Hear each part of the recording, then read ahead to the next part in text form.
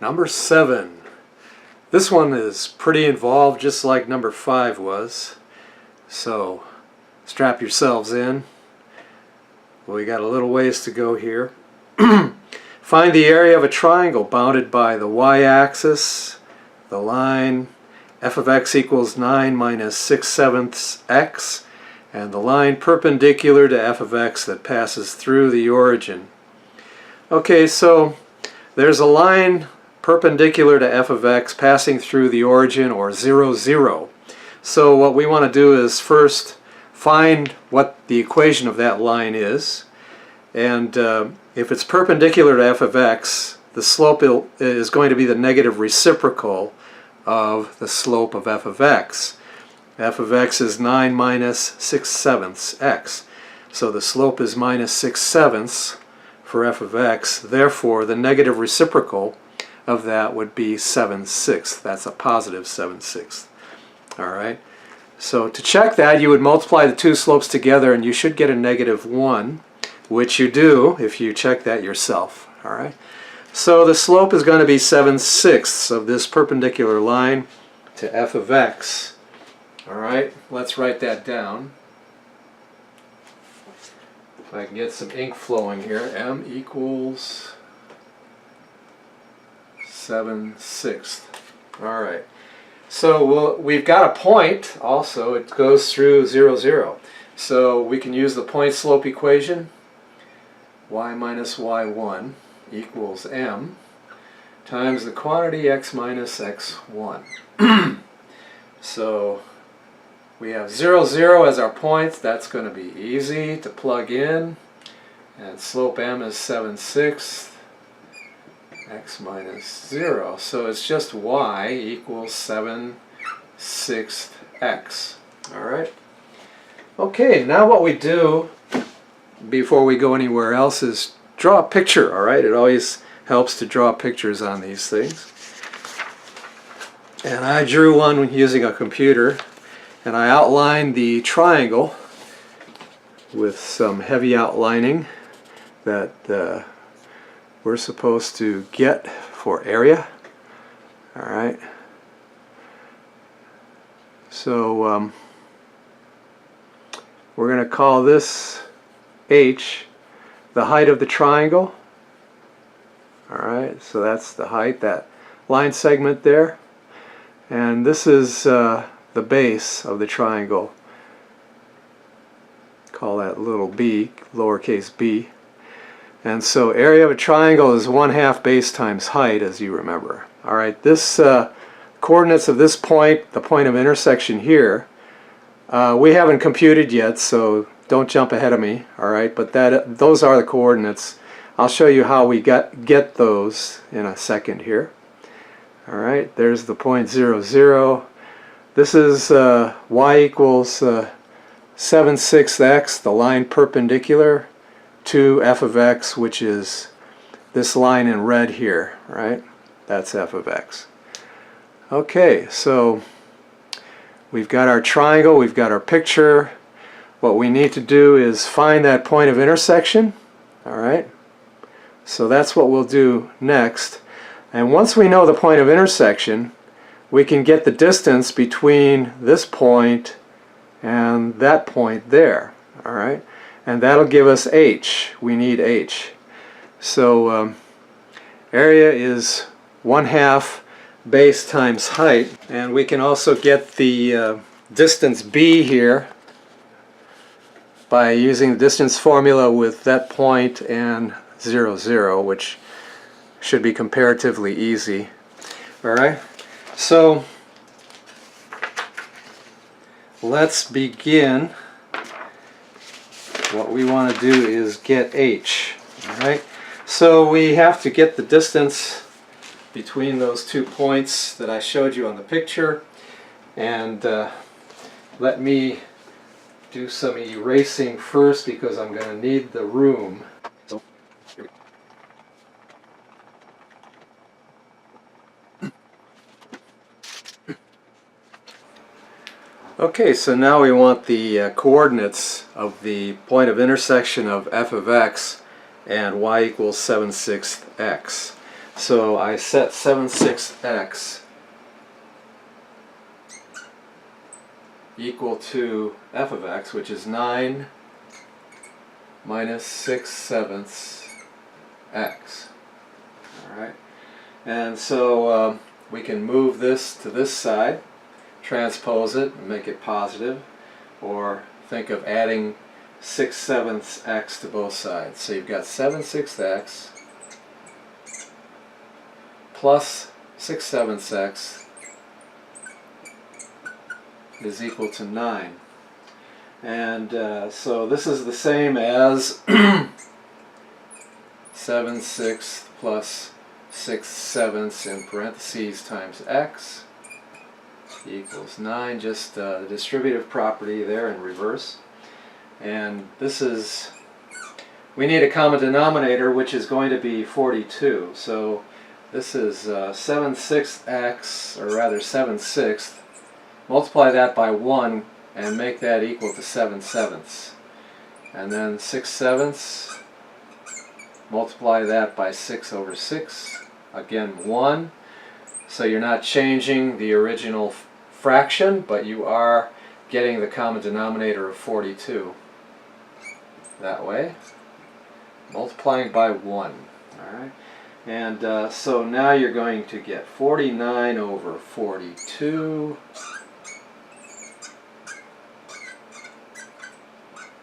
plus 36 over 42.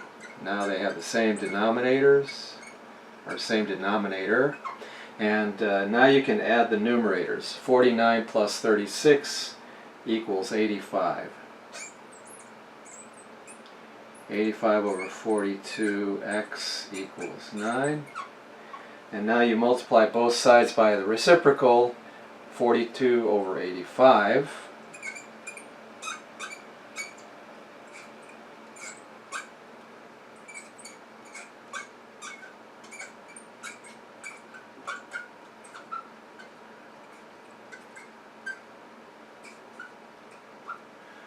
So what happens here is the reciprocal will cancel that out. This becomes 1x, or just x. Cancels out. Alright, so you get x is equal to, and then multiplying the 9 times 42, you get 378 over 85.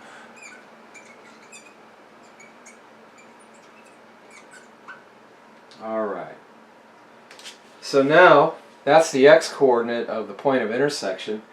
What we want now is the y-coordinate, and you can use y equals this or y equals this. Plug that in for x, and that'll give you the y value. Either one will work, but this one's a lot easier to use, so let's use that one. So y will equal 7/6 times 378 over 85.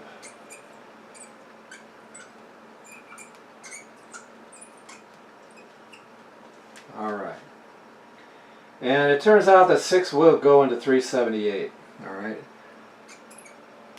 6 goes into 6 once, goes into 378 63 times. Alright. So, multiply 7 times 63, that's 441. 1 times 85 is 85.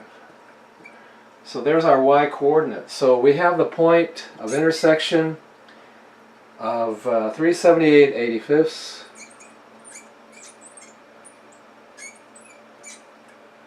and 441 over 85. Alright? So, again, here's the diagram.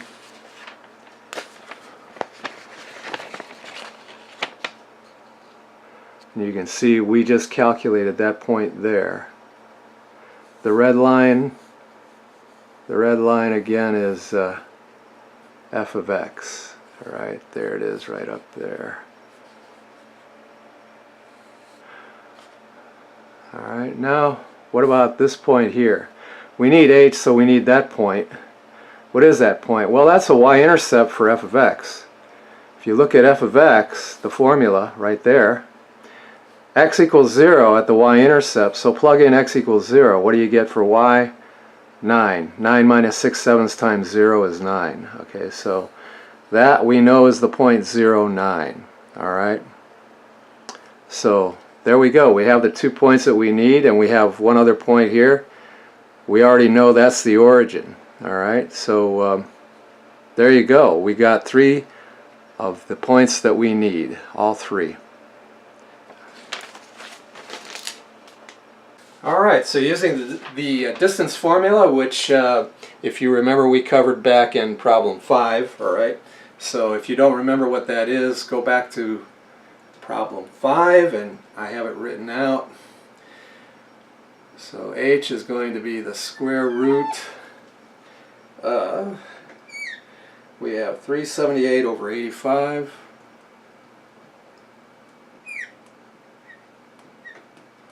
minus 0, quantity squared, plus 441 over 85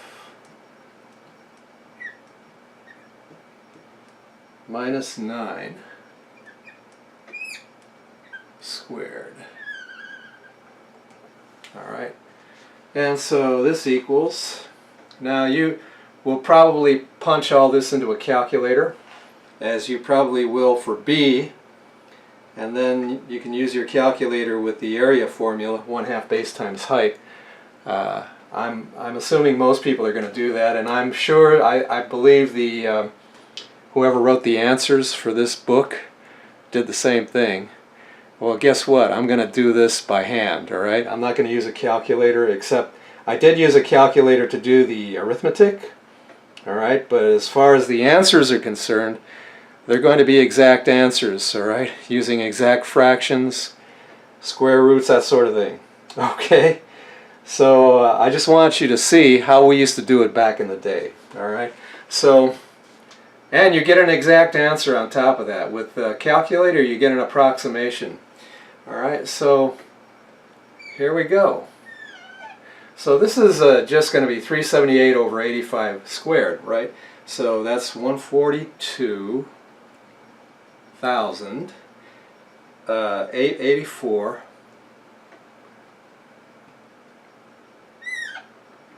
over 7,225. And plus, and I've got 441 over 85, and I'm going to add those two fractions. Well, 9 you might think is not a fraction, but you can consider it a fraction, 9 over 1. Alright, so 85 minus 9, and I'm going to get a common denominator for the 9, multiply it by 1, but I'm going to choose 1 to be 85 over 85.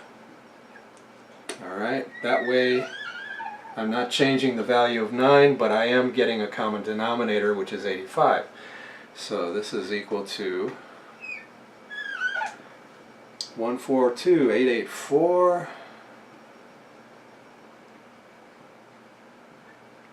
over 7,225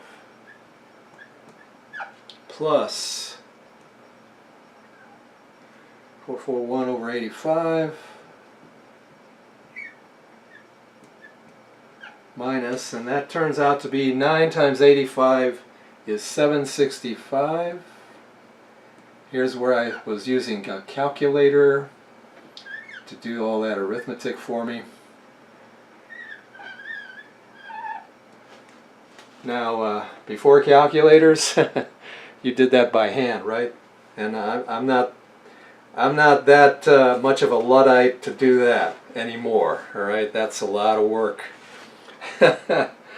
Especially, I'm not getting paid for this, so you know, I think I'm going to use a calculator in this case with the arithmetic. All right, so I've got 142,884 over 7,225. So we have a common denominator, so in order to add or subtract fractions you have to have a common denominator, and when you do, then all you have to do is work with the numerators. Alright, so it's 441 minus 765, and that's going to be squared in the parentheses there, whatever that answer is, and it's negative 324. So you can write negative 324 over the common denominator, 85, and you're going to square that.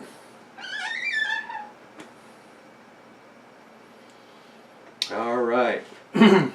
Once again, I used the calculator to square that out. So 142,884 over 7225 plus. And when you square a negative number, you'll always get a positive. So you get 104,976. And 85, that's 324, negative 324 squared. 85 squared is 7225 again.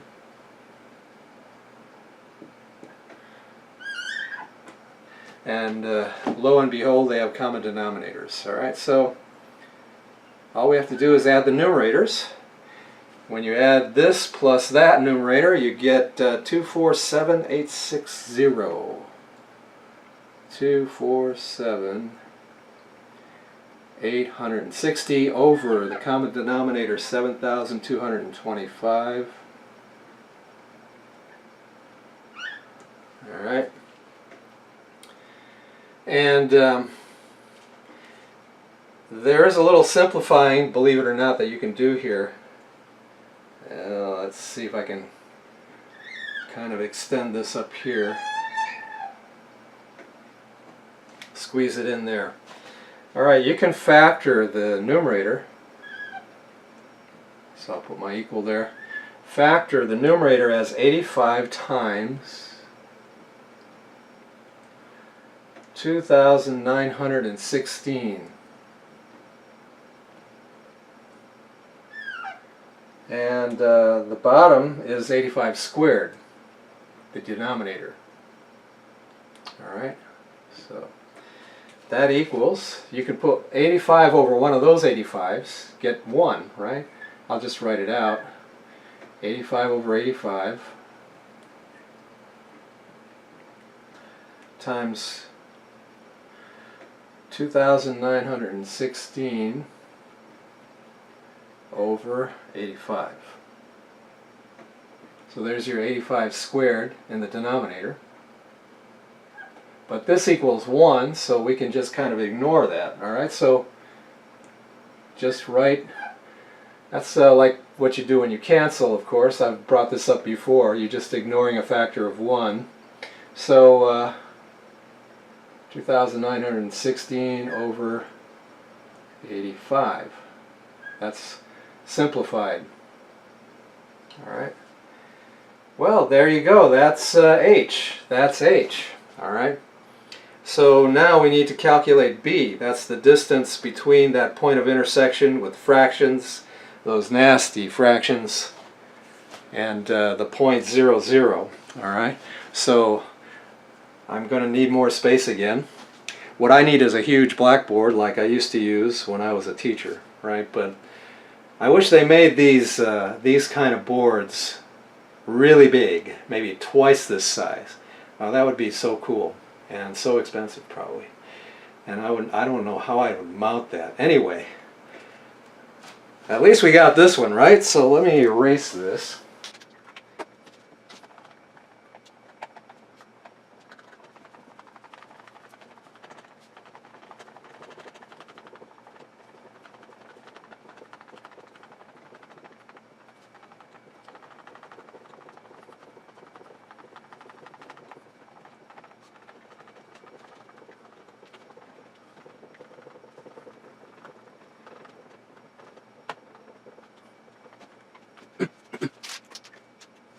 Alright, so now we calculate B, the length B, or the distance B. Alright, so that's using, once again, the distance formula between 2 points, 378 over 85.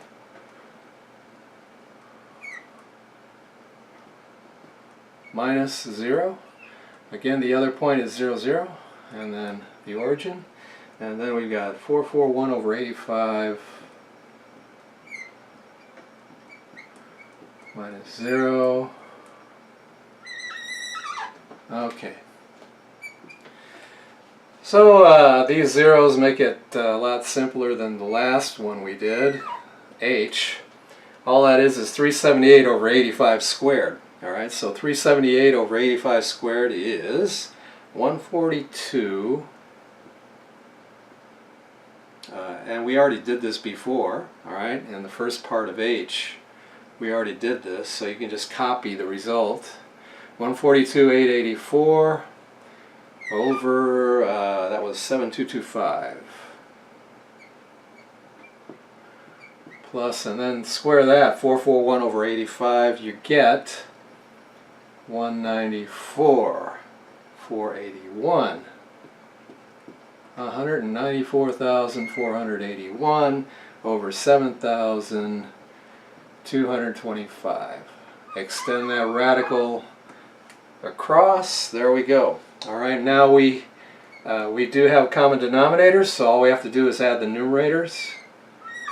That's numerator plus numerator. That equals 337, 365.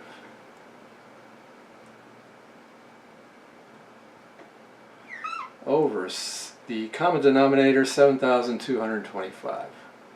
Alright. And this can be simplified as well. Alright. Try using 85 into both of these. Kind of like the way we did the other one, h. And you get 3,969 over 85. Square root of that. Alright. So now we know b, and now we know h. And now I need more space. So one more time. Let me erase this. Bear with me.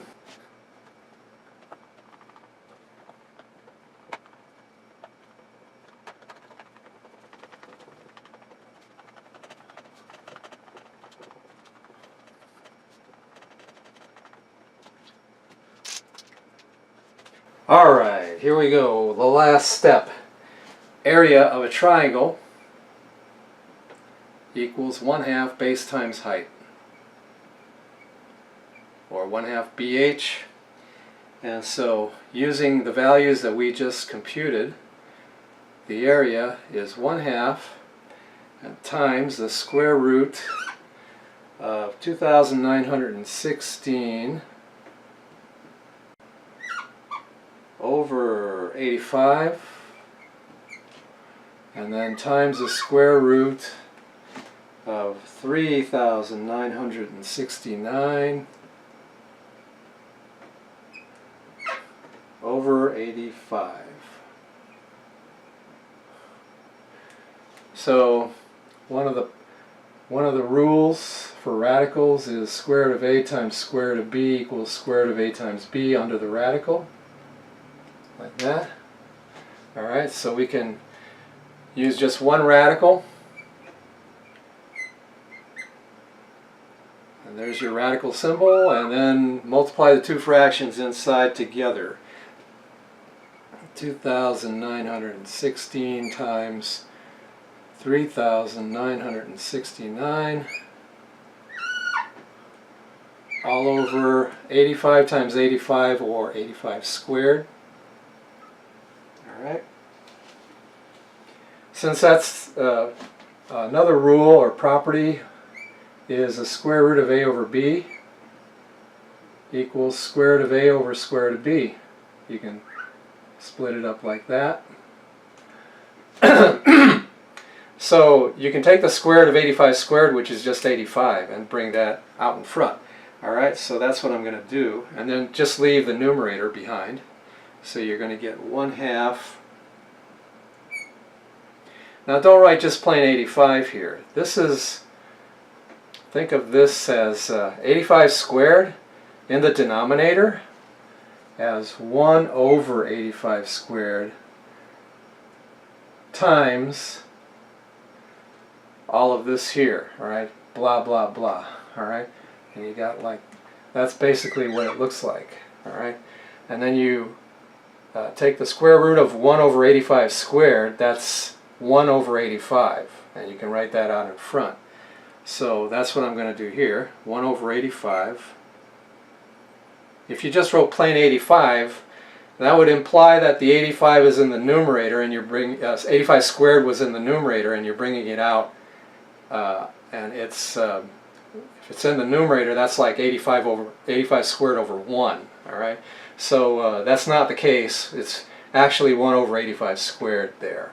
All right, so you keep that in the denominator, and now multiply this times this. I can use a calculator there again. 11,573,604.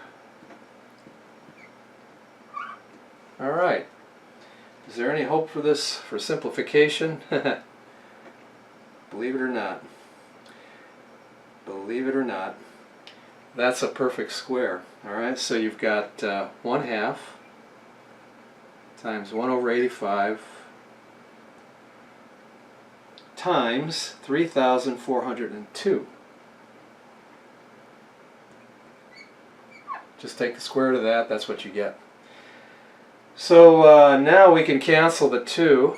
2 goes into 2 once, goes into 3,402 1,701 times. All right, so there's some canceling there.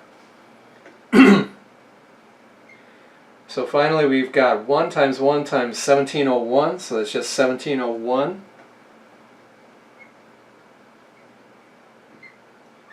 over 1 times 85 is 85.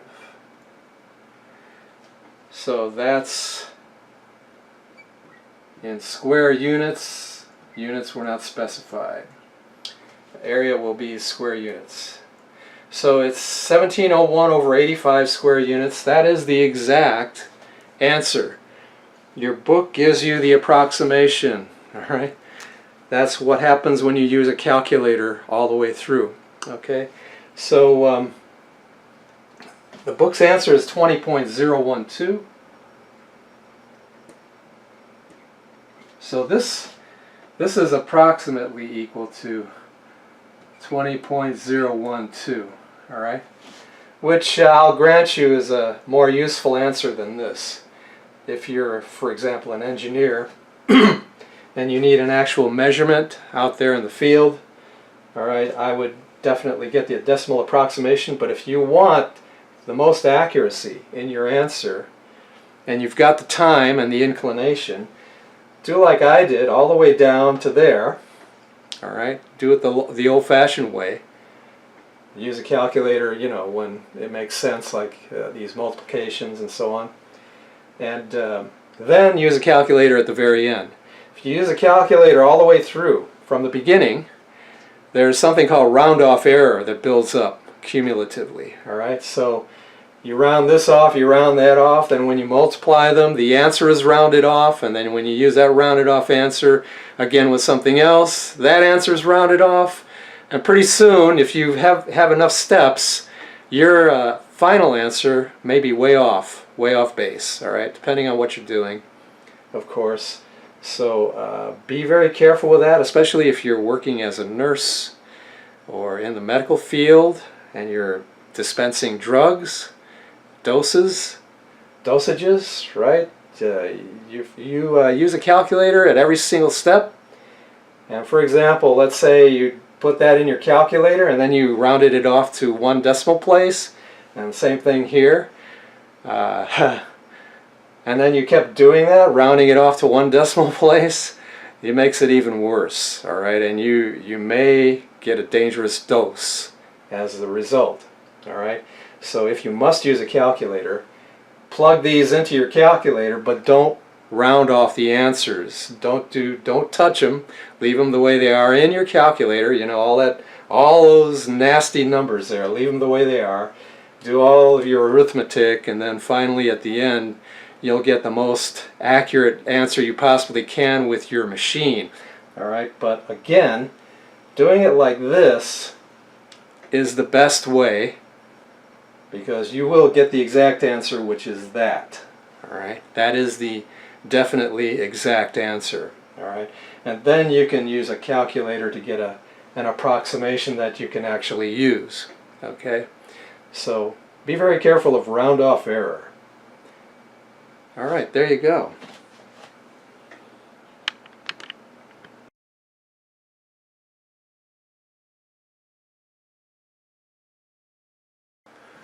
Okay, number 9. A town's population has been decreasing at a constant rate. In 2010, the population was 5,900.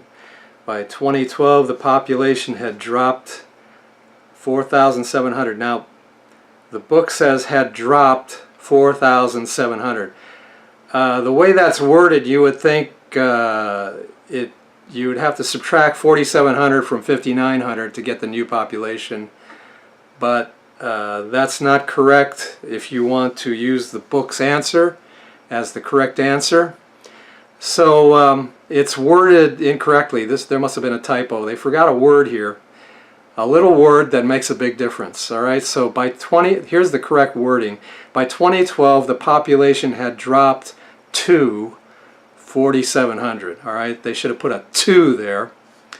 In other words, the population in 2012 is 4,700. Okay, it didn't decrease by that amount.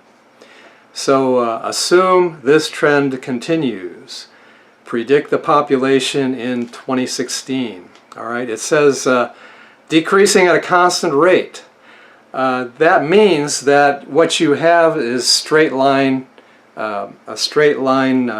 function here. All right, straight lines have a constant rate of change. All right, that's a characteristic of all straight lines. Constant rate of change, except for vertical lines. Okay, vertical lines don't have a slope, but any other line has a constant slope. No matter where you are on the line, the slope or the rate of change is always the same, constant. Okay, so we can model this with a linear function. So we use one way to solve this is to get an equation for the line joining the points. And what are the points? That would be 2010, 5,900. That's the population and the year. And also we have 2012, 4,700. So we got those 2 points. Use the 2-point equation for a line. Well, let me write these points down first, just to remind us. 2010 and 5,900. And we have another point, 2012 and 4,700. So once we get an equation of this line, we can use it as a function and plug in 2016 into the equation. All right, that's our time t, and find out what the population figure would be. All right, so we've got y minus y1. This is the 2-point equation for a line. Y minus y1 equals the slope, which is y2 minus y1 over x2 minus x1 times the quantity x minus x1. So again, this is the point slope equation, and instead of m, I'm using the actual formula for m. All right, with for 2 points. So you've got y minus y1 would be 5,900. And again, it doesn't matter what you call. You can call that x1 y1 and that x2 y2. You'll still get the same result. All right. So this is y2 minus y1, 4,700 minus 5,900 over 2012 minus 2010, x2 minus x1 times x minus x1. So just write x minus x1 is 2010. All right. So just focus on the right side here. You do this arithmetic here, you get negative 1200 over 2.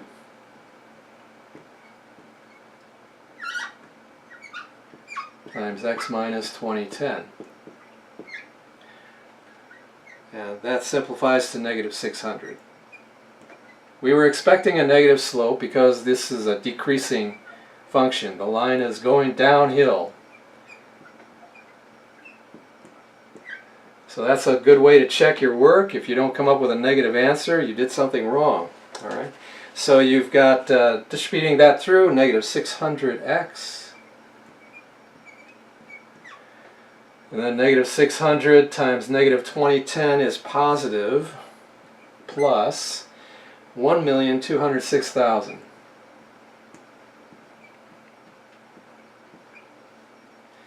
So you add 5,900 to both sides, and that'll get rid of that minus 5,900 there, and add it there, add it to this number here, so you get y equals negative 600x plus 1,211,900. So you actually I probably should have used a t there instead of an x, but okay, we're not going to quibble about that, right? So we have y of 2016. What is that? When x equals 2016, what is y? Plug in 2016 right there for x. Negative 600 times 2016 plus 1,211,900. And you do all that arithmetic, you get 2,300. 2,300. All right, so that's the population figure that we were looking for. All right.